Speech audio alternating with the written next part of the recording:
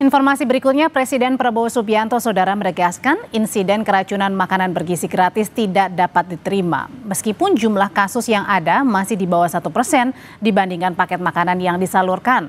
Presiden tegaskan akan memperketat penerapan standar operasional prosedur atau SOP dalam pelayanan dan juga pelaksanaan program MBG untuk mencegah insiden keracunan dan berbagai persoalan lainnya. I think we had food poisoning. But when we counted the number of meals we gave out, the number of food poisonings, I think the statistic is as low as 0.0007,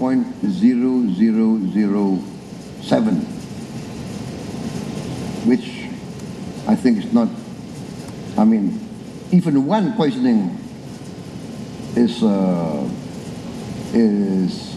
not acceptable.